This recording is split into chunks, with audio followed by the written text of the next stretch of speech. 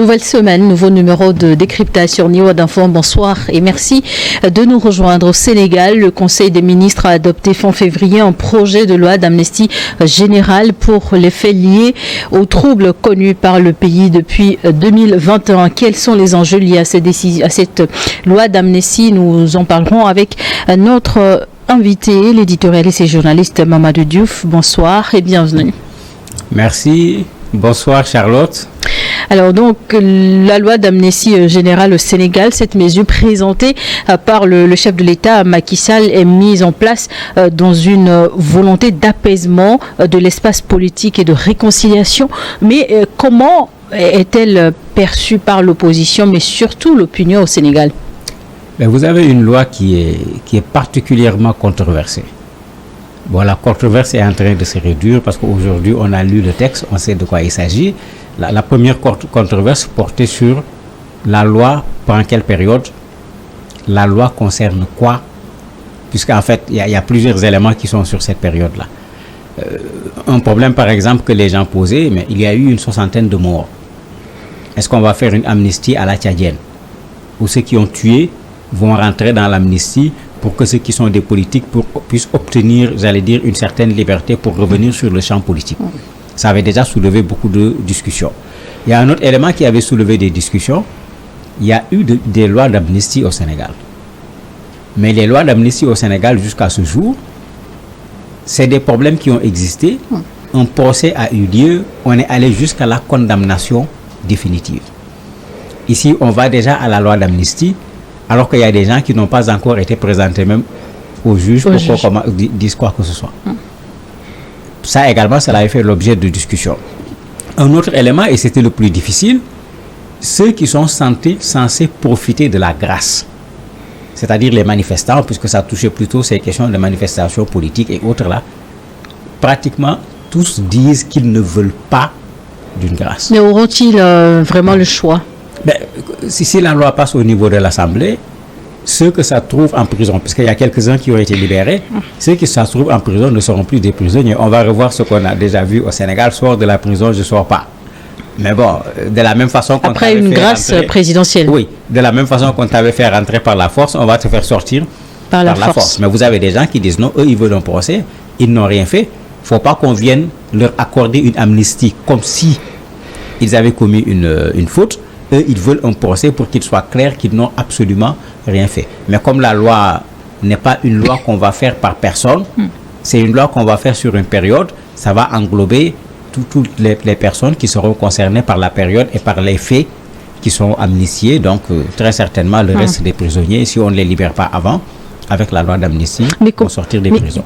Comment comprendre pourquoi cette loi ne fait pas l'unanimité ni dans le camp de l'opposition, ni dans celui de la majorité même? Mais la raison est toute simple, c'est le contexte.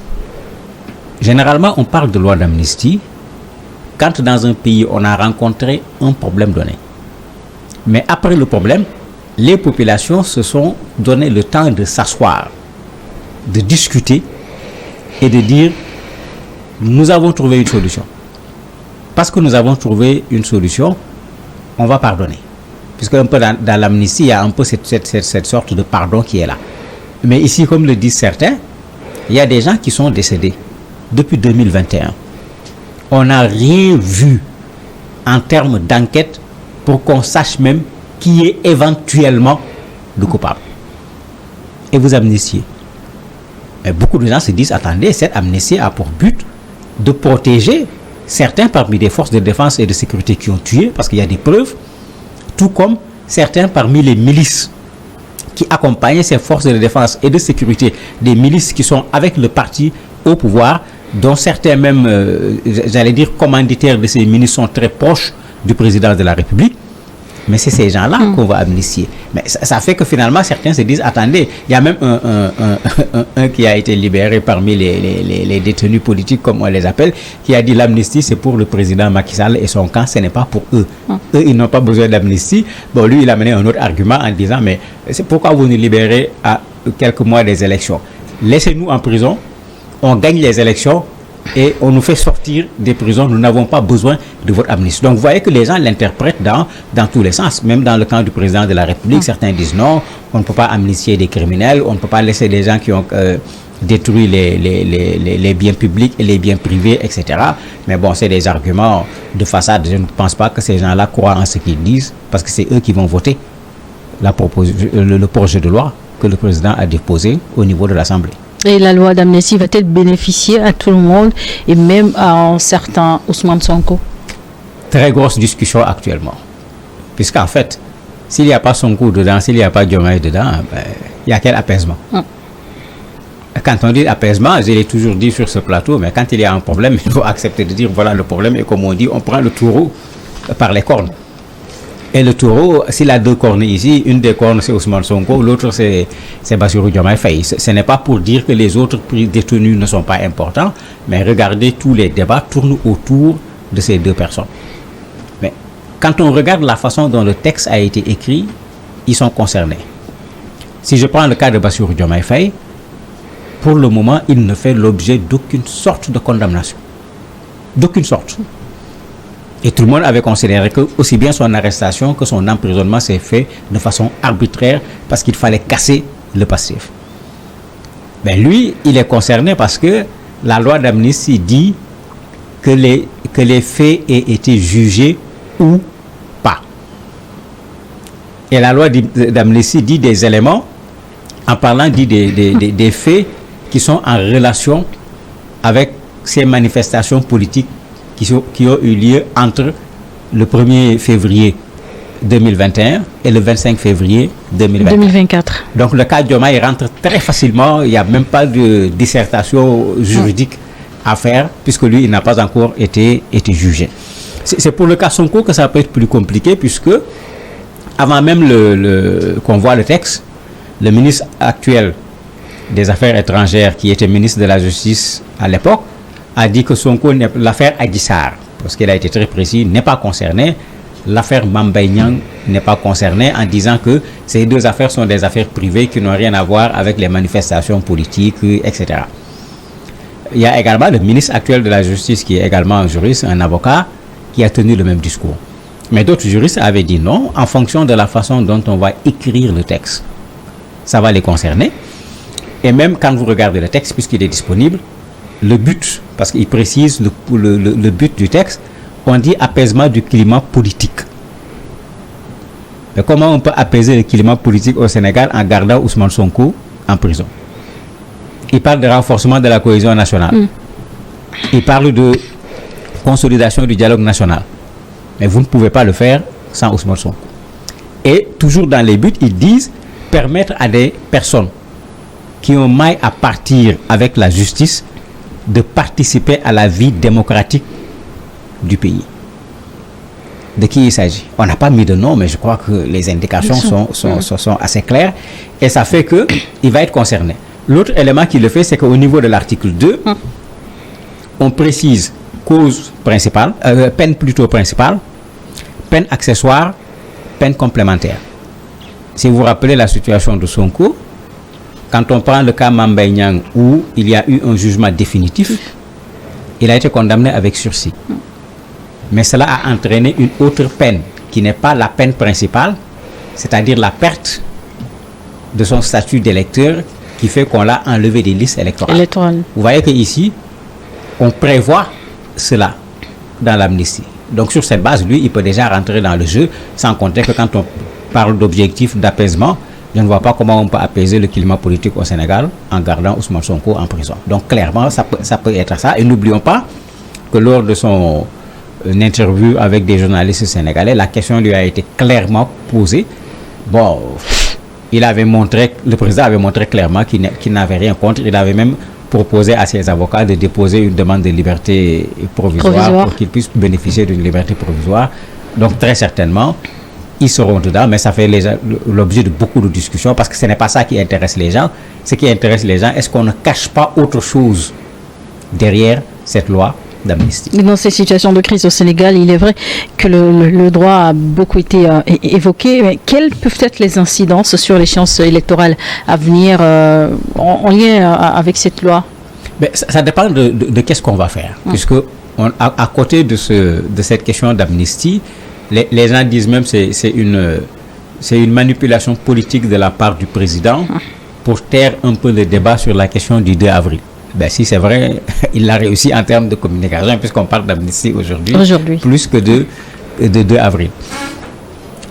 C'est une stratégie pour qu'ils aient le temps de voir comment s'organiser par rapport au 2 avril, parce qu'on est en face de quelque chose qui ressemble à un vide en termes de texte, pour dire voilà ce que la loi dit, il va falloir interpréter la loi. Maintenant, au niveau des incidences, la première incidence, c'est de désengorger les prisons sénégalaises. Il y a eu des dénonciations de toutes sortes. Les gens vivent dans des conditions extrêmement difficiles parce qu'on a ramassé un très grand nombre de personnes mettre dedans alors que les conditions n'étaient pas réunies, même pour ceux qui étaient là-bas avant les manifestants. Deuxième élément, vous avez beaucoup de familles qui étaient fatiguées à cause de l'emprisonnement d'un des membres de la famille, parfois même le pilier de la famille qui gère lui-même sa propre société, qui avait ses propres affaires. Ça sera véritablement un soulagement pour ces familles-là. Maintenant, tous ces éléments risquent de se reporter de façon positive sur le PASTEF.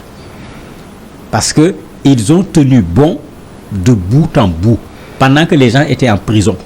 Ceux qui étaient dehors essayaient de voir comment s'occuper de tous les prisonniers issus des manifestations, sans voir s'ils étaient membres du PASTEF ou pas. Il y en a même quand ils sont sortis qui t'ont dit, moi je suis artisan, mon travail c'était ça, j'ai quitté mon travail, on m'a attrapé, je n'ai jamais fait partie de PASTEF. Mais dans la prison, je suis devenu membre de PASTEF parce que ce sont eux qui se sont occupés de nous et qui se sont occupés de nos familles, alors que nous dedans on était dans des difficultés, dehors nos familles étaient également dans des difficultés. Donc même à l'intérieur de la prison, ça a fait un gain par rapport à des gens qui ont été arrêtés, à plus forte raison, au niveau des membres de leur famille. Et justement, Mamadou Diouf, est-ce que la pression au niveau national ou international aurait quelque part amené à pousser le président à décider pour une amnistie?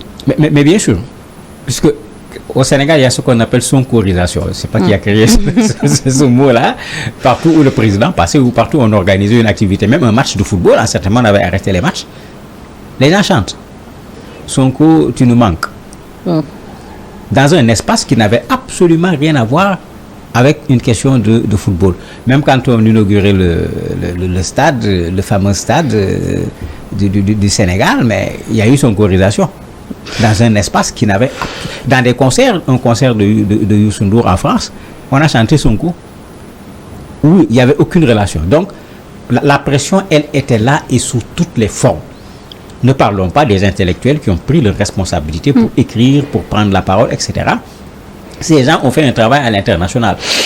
Pour donner le dernier élément, vous avez au niveau du Parlement anglais 3 députés qui ont introduit une demande au niveau de l'Assemblée de l'Angleterre pour réclamer à ce que l'Assemblée vote une loi, fasse une motion pour demander la libération de Sonko, des prisonniers politiques et une organisation rapide des élections. La loi n'a pas encore été examinée, mais on a vu le texte de loi qui a été proposé par 3 députés britanniques. Bien sûr, il y a un lobbying avec le PASTEF Diaspora qui est également extrêmement actif. On les a vus marcher en France, partout, aux États-Unis. Tout le monde se rappelle ces images. Effectivement, et ça a marché parce qu'on a vu le président s'énerver lors de son interview.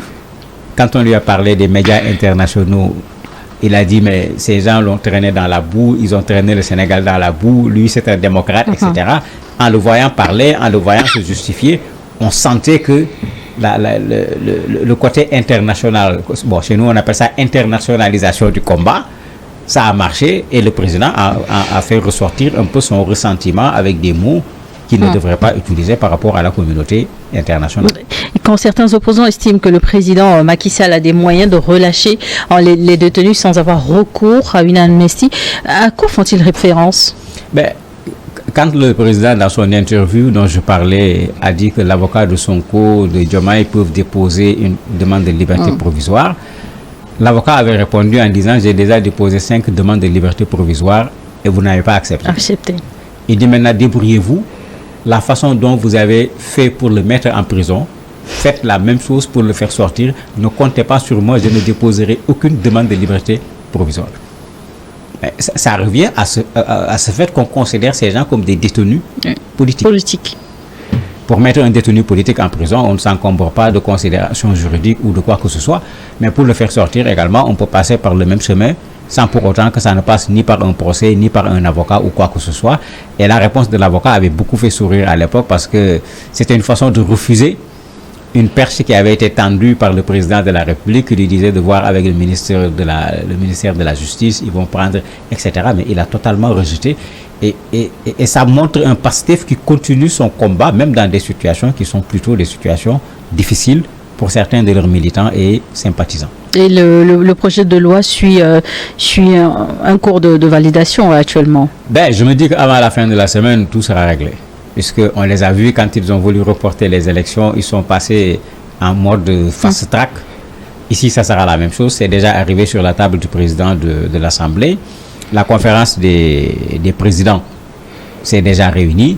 On va amener la chose en commission. Après la commission, on va venir en plénière. Soyez sûr qu'ils vont devoir voter ça rapidement, puisque il y a cette question du temps également par rapport à la fixation de la date des élections, puisqu'ils ont proposé le 2 juin. Il faut pouvoir tenir compte de l'ensemble de ces éléments. Vous allez voir, quand ça les intéresse, ils peuvent aller très vite. Quand ça ne les intéresse pas, comme quand c'est fixé la date des élections, ils peuvent aller très lentement.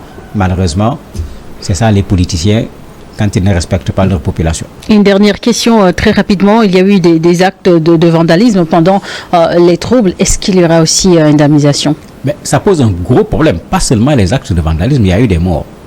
Il y a eu des blessés parce que certains ont été torturés. Et il y a deux choses là-bas. Le texte n'est pas encore très clair en la matière puisque le texte veut effacer. Quand on dit amnistie, c'est de ça qu'il s'agit. Mais il y a deux éléments. Les juristes disent que même si on amnistie, les gens ont la possibilité de revendiquer leurs droits.